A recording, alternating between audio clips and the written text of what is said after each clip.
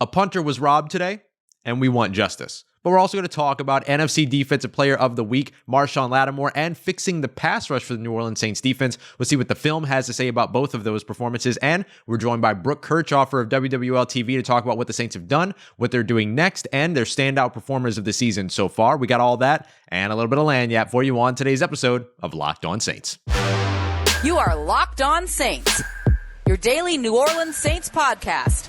Part of the Locked On Podcast Network, your team every day.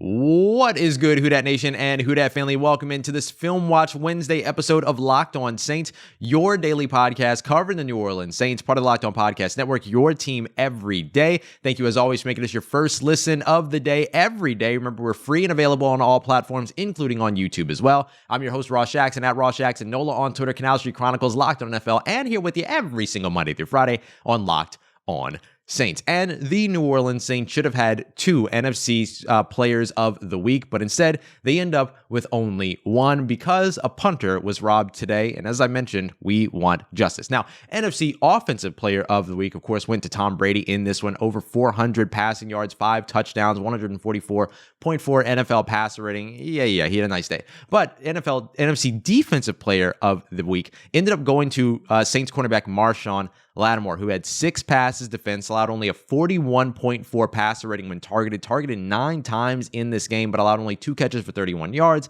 including -1 yard after catch. So he had a phenomenal day in terms of just making sure that even when he did allow those catches, that ain't nobody was going nowhere. He did a great job at the catch point. And then he had those 6 pass breakups, which we're going to come back to as well. But remember, all of this happened when he was targeted 9 times and when he played 83 snaps on defense. 83. So just from the numbers perspective of all this, he should not have allowed only 2 catches for 31 yards. A phenomenal day for Marshon Lattimore and a well-deserved Player of the Week award for him in his conference. However, I do want to talk very quickly about the Special Teams Player of the Week, who was, most importantly, not Blake Gillikin, which kind of drives me nuts a little bit because he became the first player since the year 2000 at least to have 3 53-plus yard punts down within the opposing team's 3-yard line. I mean, a phenomenal day, including a long of 60 that also went out at like the 1-yard line. In fact, he had the 1 punt that went out at the 1-yard line. He had a third quarter punt that went out at the 3, and then he had a fourth quarter punt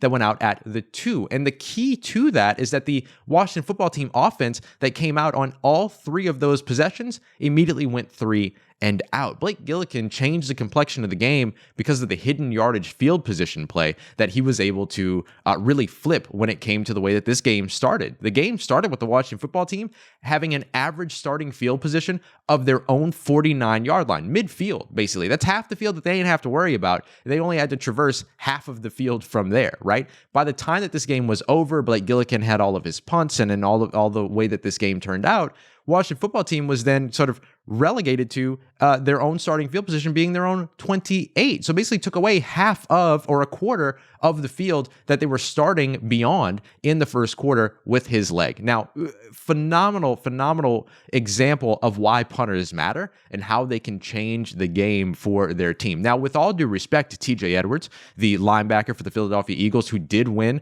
Special Teams Player of the Week. He had a blocked punt and 5 tackles. Very nice day. This award should have gone to Blake Gillikin for doing something that hasn't been done in over 20 years and completely changing the game with effectively 3 plays and 1 leg. Pretty incredible. However, Marshon Lattimore, I mentioned that he had 6 pass breakups in this game. Why is that important? Well, it's not necessarily an NFL record. The NFL record was set by Tim Lolito years ago. He had 8 in a Week 5 game against another NFC East opponent, this time the Dallas Cowboys in his case. But Marshon Lattimore's 6 pass breakups in this game was effectively the first game in which any defensive back has had 6 or more since the 2017 season. So a big deal for what it is that Marshon Lattimore did. Now, I've had some folks that have jumped in and have been like, well, he had safety help and stuff like that. So I went to the film and I took a look at it, and I have to tell y'all, I'm sorry. but safety help didn't have anything to do with Marshon Lattimore's play. And I get the idea that, look, Taylor Heinicke had some off-target throws, but like I mentioned, the DB still has to be able to make plays. You can't say right place, right time without acknowledging that he was right and that he was where he was supposed to be. So, look, I think Marshon Lattimore had a phenomenal day. The 6 pass breakups definitely say that. The analytics say that. And honestly, the film said it too. Even in moments where he did have safety help over the top, which, yes, you can find those for sure. You can find those for any defensive back that's having a great year. By the way, Trevon Diggs, 6 interceptions over 5 games, absolutely phenomenal. But when it comes down to it, Marshon Lattimore, even though he had that safety help, didn't really matter because he ended up making a lot of plays and a lot of pass breakups on plays where safety help didn't matter. I mean, he had the breakup in the end zone, and his coverage, I believe, was on Ricky Seals-Jones, if I remember right. In that one, he was one-on-one there. He had several pass breakups on Terry McLaurin in situations where Terry McLaurin was either working his way to the sideline or working his way back to the quarterback. Ain't no safety helping you out right there. He did give up a big catch to Terry McLaurin on a big crossing pattern. It was just a good man beater that ended up actually running open about 2 or 3 times from what I can see on film. So you'd like to see that cleaned up. But the fact of the matter is that Marshon Lattimore is told to play outside leverage there and then trust that the inside coverage and inside help will be there. So that's why those happen. Those were examples of when he had safety help. And on one of those examples, it ended up being a big gain for Terry McLaurin. So look, I get the idea here that we want to quantify and we want to try to qualify everything that we can so that we can try to be as fair as possible. But sometimes it's okay to just give somebody their flowers. So the analytics say it, the film says it, the eye test says it, hell, even the NFL said it. And for a lot of y'all, you understand why that's so shocking. Marshon Lattimore had a phenomenal day. Blake Gillikin should have gotten his honors and gotten his flowers as well, but it's fine. Ain't nothing stopping that kid. He has been outstanding so far, and I expect that will continue throughout the season. Saints are going into their bye week. What's one of the big things that they need to get fixed? It'll be the pass rush. That's what we're going to talk about next. Does getting David Onyemata back do it enough, or does more need to happen here? Why has the New Orleans Saints pass rush been so stagnant? We'll talk about that and what they can do to improve it as we continue on with today's episode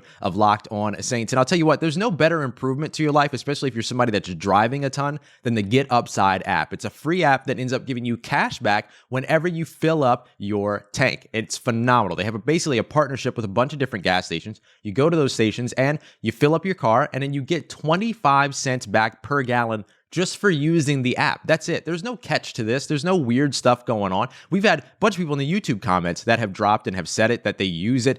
We have a bunch of folks in the Twitter mentions that have tweeted me and said, hey, I use it. It's legit. This is awesome. Like, this is really, really cool. So go and check it out. And I'm going to help you out too. For your first time filling up your vehicle and your first time using the app, use the promo code touchdown and you're going to get a 50 cents back bonus coming back to you when you fill up your tank. So instead of 25 cents per gallon, you get 50 cents per gallon coming back. No more driving around trying to, save a nickel, save a dime here and there. Nah, get 25 cents back per gallon by using the Get Upside app, which you can download at the App Store or Google Play. However it is, it's a free app. Go and check it out. And don't forget to use that promo code touchdown so you can open savings up with that 50 cents per gallon savings. Phenomenal app. Get Upside. Go and check it out today.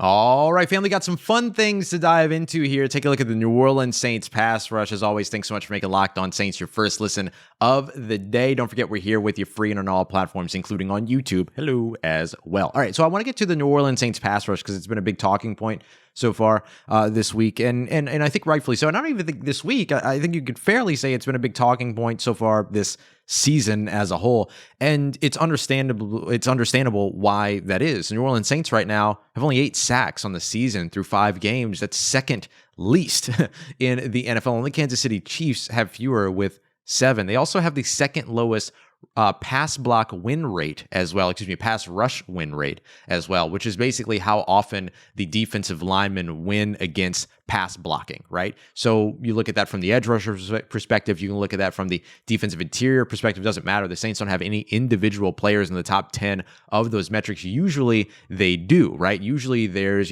Cam Jordan on that list, or, David Onyamata on that list. Of course, David Onyamata has been serving his suspension. He's through 5 of the 6 games. He'll miss one more game against Seattle and then hopefully be back for the Saints against Tampa Bay Buccaneers. We'll talk about how that changes the complexion of some of this, but the Saints right now as a team, only 32% of the time are they rated as winning their pass rushing attempts. Now that's defensive interior, that's edge, that's across the entire defensive line. So you can see kind of why this is happening. In week 5, 3 of the top 5 edge rushers that were double teamed by opposing offensive linemen were Cam Jordan, Payton Turner, and Carl Granderson. That's 3 New Orleans Saints in the top 5. That's a lot.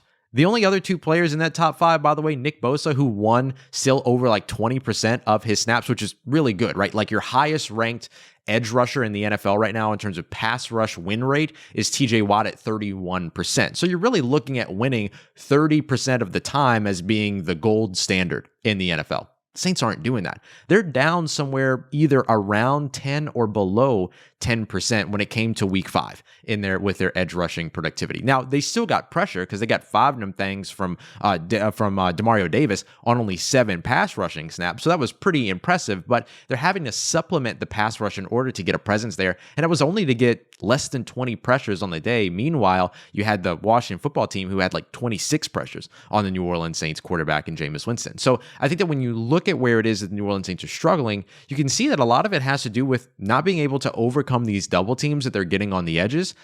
And you wonder why teams are feeling so comfortable double teaming the edges like that. I mean, for Carl Granderson, who, no offense to Carl Granderson, but for Carl Granderson and Payton Turner to be drawing double teams like this, it's not because they're scary players. Like, they're not very well known around the NFL. They're not known commodities around the league, right? Payton Turner's a rookie. Carl Granderson was an undrafted free agent who came in out of the University of Wyoming and has been here for a couple of years. And he had a really, very, very nice and productive season last season. Don't get me wrong, but he's not on Cam Jordan, you have to double team him name value type of production, right? So when you look at it, the reason why you have to imagine that they're doing that is because A, you're getting extra protection over on the outside with tight ends, which is likely. You've played a lot of teams over the course of the last few weeks that have loved to use, 2 tight end sets and things like that. Washington football team was a little bit depleted at the tight end position, so you didn't see a bunch of 2 tight end sets from them. So you can kind of rule that out, though, when it comes to the week 5 game. So then the only other thing is that they're willing to dedicate sort of these ace or duo guys, the interior offensive linemen, to be able to jump in and help to block over on the outside.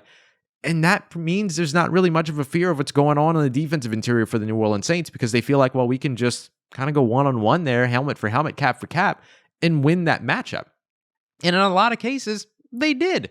They did absolutely do that. I mean, your most productive pass rusher so far this season has been Tano Passanio, who's been able to, pull outside of Demario Davis, but who's been able to pull pressure not only from the outside, but from the inside. He's just been able to naturally win his one-on-ones, but because he gets moved around so much, you don't really see that coming from the edge pressure, right? And so you're not seeing the double teams coming for him and things like that because they're moving him around. So he's been a bit of a mismatch they could take advantage of, but it'd be helpful if they had somebody else that was drawing those double teams elsewhere to be able to relieve some of the pressure and some of those stopgaps that the opposing offenses are using to plug up the edge rushing pressure that could be coming from guys like Payton Turner, Carl Granderson, and Cam Jordan. Now, the Saints are not only going to be getting David Onyemata back here soon, but they'll also be getting back Marcus Davenport. And so with that being the case, I think you will see the Saints get more efficient as a pass rushing team as long as they can stay healthy. With David Onyemata in the middle, he's going to draw and attract some additional attention. So then it's going to end up meaning that some of those edge rushers that have been getting double teamed consistently over the course of the season so far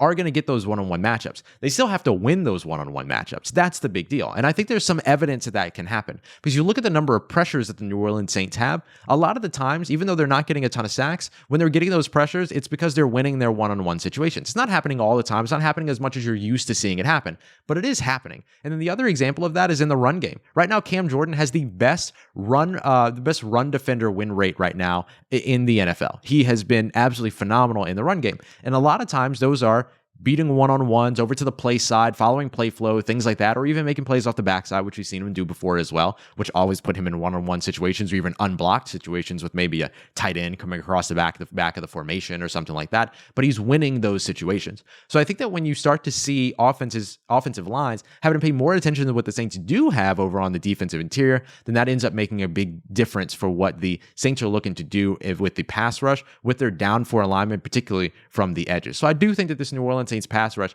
does get the opportunity to improve with the return of players like David Onyemata and Marcus Davenport, but they still have to be able to consistently win those one-on-ones when they get them. That's going to be the big thing. Challenge the offensive linemen across from you to have to make a choice. Are we going to double team the interior? Or are we going to double team the outside? And when you get those one-on-ones in either situation, the outside or the inside, you have to win them. So with David Onyemata and Marcus Davenport soon to be on their way back, the New Orleans Saints also added Christian Ringo back to the 53-man roster after they moved on from Cody Parkey, who missed 2 extra points last week, and then they ended up signing Brian Johnson, not the AC/DC band member Brian Johnson, by the way, the kicker Brian Johnson, off of the Chicago Bears practice squad. So he is on the New Orleans Saints practice squad now. So we'll see exactly where it is that he ends up being elevated as we look for Will Lutz and some of these other injured players to return in the next few weeks or so following the bye week. To help us talk a little bit about that, the defense, standout performances, where the Saints have been so far, all of that, we're going to welcome on here in just a moment Brooke Kirchofer of WWL-TV,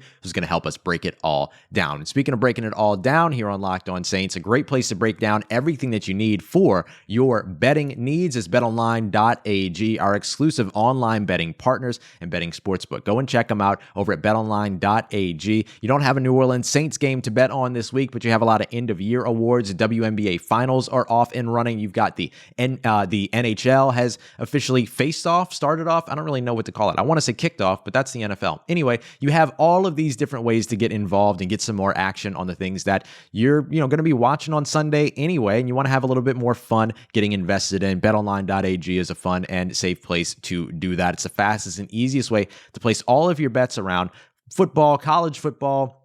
Look at the MLB, baseball, everything across the world of sports you can find over at betonline.ag. Go and check them out. Don't forget to use the promo code LOCKEDON, LOCKEDON, so you can get a 50% welcome bonus with your first deposit. Put $100 down, get $50 in extra free play on top of that, so you can have even more fun as you bet over at betonline.ag, where the game starts. All right, everybody, wrapping up today's episode of Locked On Saints. It is Wednesday, which means it's WWL Wednesday, and we always have our great friends from WWL-TV coming through to join us. This week, it's the one, the only Brooke Kirchofer, new addition to the WWL-TV team. You can follow her on Twitter at Brooke Chesty. Brooke, not the first time you've been on the show, but often it's still a fantastic opportunity here to have you. Thanks so much for taking the time to join us. Yeah, thanks, Ross. Thank you so much for having me. Always a good time. It's been pretty incredible watching this team face all of the obstacles, all of the adversity that they've faced so far, and then come out on the other side with a winning record. The resilience of this team certainly has been on display so far this season. How important do you think that is with this rest period before hopefully they start to get a little bit healthier after the bye week? Absolutely. I think we're going to potentially see a different team. I say potentially because when you have a new quarterback, him and Michael Thomas were not able to build chemistry like they would have preferred throughout the season. I know that they worked together last year. I'm sure Jameis Winston just cannot wait to have Michael Thomas out there and have another primary, as he was referring to Alvin Kamara as the primary last week, and that teams know to shut him down because you don't have a guy like Michael Thomas or even a Traquan Smith in. You've been relying on these young guys. Adam Troutman, who finally had a breakout game, right, in Washington. It was exciting to see what he was able to put together in the second half. You have Marquez Callaway, who we aren't seeing the bursts of him that we saw last year, I feel like, when Michael Thomas first went down. So I think there's a lot of molding that is still left to be seen with this offense and with the defense too. We get David Onyemata back, which I think will be a huge help with the Saints. And with their defense, given the injuries and the guys they lost, like people forget Trey Hendrickson was on the team last year, and guys like that. You don't have Quan Alexander in right now. They are still one of the top defenses in the NFL minus the last week's game. So I think as heading forward, it's exciting to see what this team could potentially be down the road. You made reference to that defense. I want to ask about one specific piece that should be coming back soon after the bye week. You've got the bye week, then you have the 6th game that they'll play. After that, that is officially the 6th game served of David Onyemata's suspension. How important would it be to get another leader like David Onyemata back on this defense? Absolutely. And I think it helps too with some of the pressure Payton Turner is maybe feeling as he's been dealing with injuries. I mean, that's a lot to put on somebody like that. So I think, number one, it helps the defensive line as a whole. We see a lot of the packages they put out there and bringing guys in and out on different series. I think, number one, that will just help somebody who knows what's going on and is a veteran leader in this group will go a long way. I know we haven't seen the Saints affect the quarterback as much as we've seen in recent years. So I think with David Onyemata back, that will definitely help in that aspect. And I'm sure guys like Cameron Jordan, they're just excited to see somebody like that back on the field Mhm. and potentially get this defense back to a top 5 like it was last season. Yeah, Saints right now, second fewest sacks in the NFL, not where you're used to Mhm. seeing them. I don't know about you, but when I looked at the schedule early on, when the schedule was first released, I thought that the bye week was a little bit too early. Now, doesn't it feel like it's kind of just at the right and perfect time for this team? Absolutely, especially when you lose a guy like Taysom Hill to what was just a nasty concussion. I really do hope he's doing okay right now because that Yeah, did not look like a good hit. You never like seeing a player have to be carted off the field, but they also lost a guy like Deontay Harris.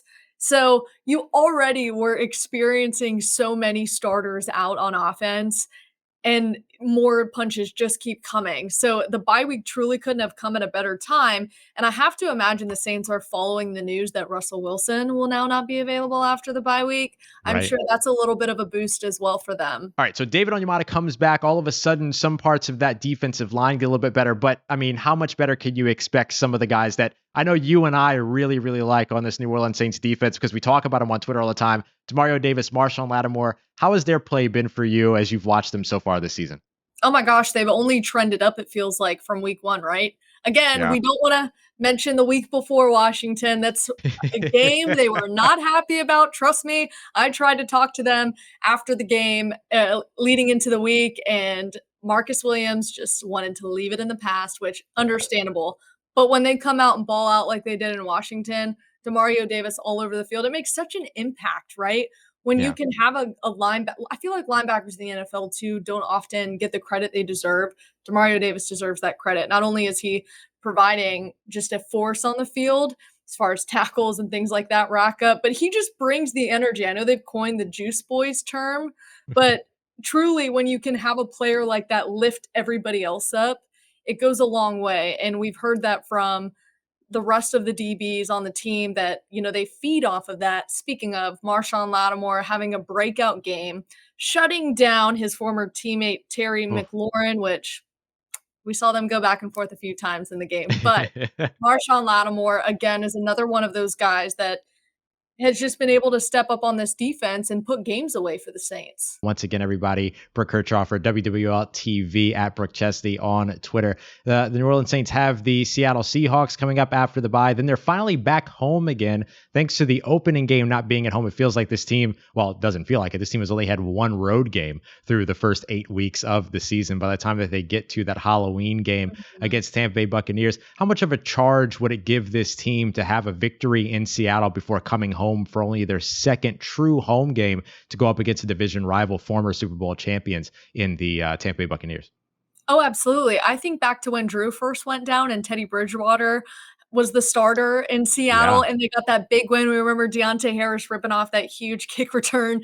So seeing how that impacted the rest of the season and how they went on a great stretch of being undefeated without Drew Brees, I think something like that could happen again this year, especially when you have guys like Will Lutz on the mend who potentially are coming back. I know that's one thing Sean Payton does not want to talk about right now, right? Is Oh their my kicking goodness. game minus their punter. Blake Right. Gillikin, I mean, outstanding, outstanding. He absolutely deserved the game ball. But if you get a guy like Will Lutz back in that situation and you can kind of breathe a little bit easier knowing you can kick those field goals and get into field goal range that maybe some of these other guys that you've signed, their field goal range obviously is different than Will Lutz. I think that Yeah. comfortableness in games and things like that, just getting the ball rolling for this Saints team and getting back to what their level of play is will be so important. We spoke with Alvin Kamara last week, and he said, I see it. It's almost there. I just see it in the back of my Mm, head, but he's not seeing it on the field yet. He can envision it and sees the picture is almost there, but it's just not there yet. So I'm absolutely. really looking forward to them getting back to their style of play in all three Absolutely. phases. Yeah, at all three phases. That's absolutely it. We haven't seen the big complete game from this team yet, but hopefully as these pieces continue to return. Saints going into a tough stretch after the bye week, but there are no tough stretches here at Locked On Saints. Thanks to our friends over at WWL-TV who join us every Wednesday. Brooke, we appreciate you so much coming through. Make sure you throw Brooke a follow on Twitter at Brooke Chesney. And Brooke, we'll be talking to you again here soon here on the Locked On Saints podcast. Thanks for coming through. Thanks so much, Ross. All right, family. Thanks as always once again for making us your first listen of the day every day here on Locked On Saints. Don't forget we're here with you every single Monday through Friday, free and available on all platforms, including on YouTube. Coming up tomorrow for Thursday's episode, it's usually our crossover Thursday, but it's the bye week, so we don't have anybody to talk to about an upcoming matchup. So instead, we're going to look back at the first 5 games for the New Orleans Saints. We'll talk about what they've done well, and then we'll look in the offensive and defensive sides at where they can continue to improve and how returning players factor into that. And speaking of that, on Friday, instead of our keys to victory, we'll talk about the 3 key players that are returning from injury over the course of the next couple of weeks and how they impact the New Orleans Saints and help to make them better. So we have a ton coming up for you here still throughout the rest of the week. Even though it's the bye week, we don't take any time off. We're on the grind here. And speaking of that, I want to let you know next week is my wedding week. So I get married on Monday, which is absolutely remarkable. And I don't know what I did right, but I'm glad that I did it and I hope to continue to do it.